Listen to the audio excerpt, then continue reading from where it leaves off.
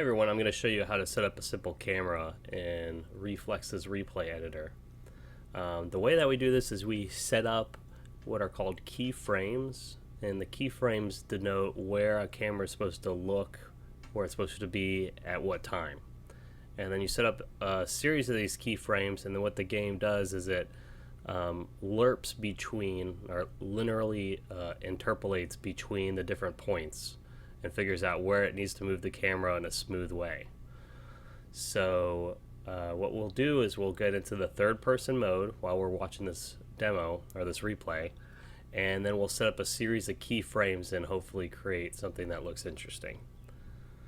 So let's scan to the point in the demo that we want to start doing this re-camera work at. And then what we'll want to do is we'll want to change to editing mode.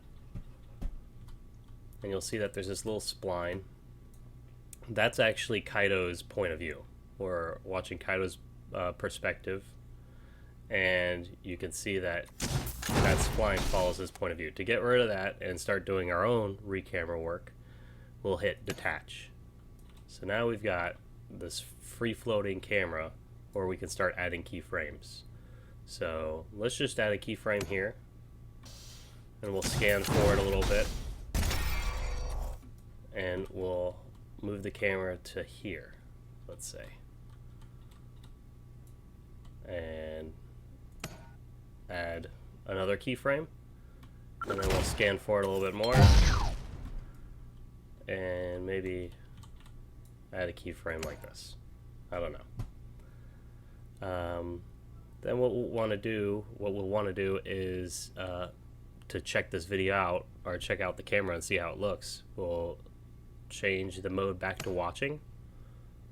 And now when we scan backwards in time, you'll see that the camera's moving by itself now. So let's see how this looks. Looks kind of bad.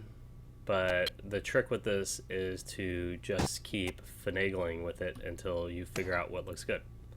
So I like the place that it started at, but I don't like this next keyframe. So what I did is, this button is to go to the previous keyframe, this is to go to the next keyframe. So I jump to the next keyframe and I delete it. Now let's see how this looks. Does this look any better? Not at all. It looks terrible. So let's jump to the last keyframe and delete that one, and then jump back to the very first keyframe. And now we will go back into editing mode and try again.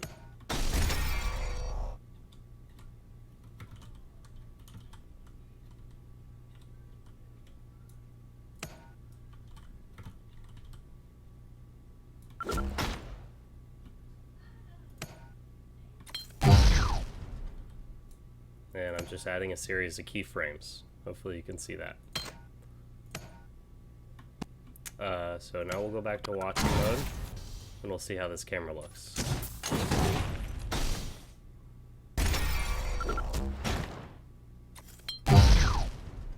Looks pretty cool. Let's slow speed and see how it looks in slow-mo.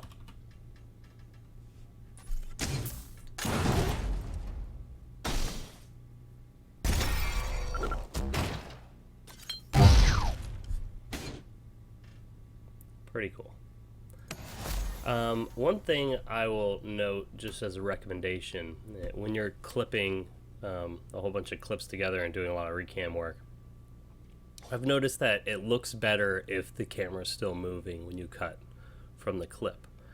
What I mean by that is, did you see how when the last keyframe ended, the camera came to a complete stop?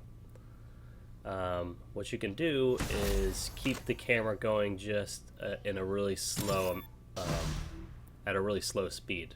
And so, here, I'll show you what I mean. We'll just slightly move the camera a little bit more, add another keyframe, and then go back to watching. And we'll see how this looks.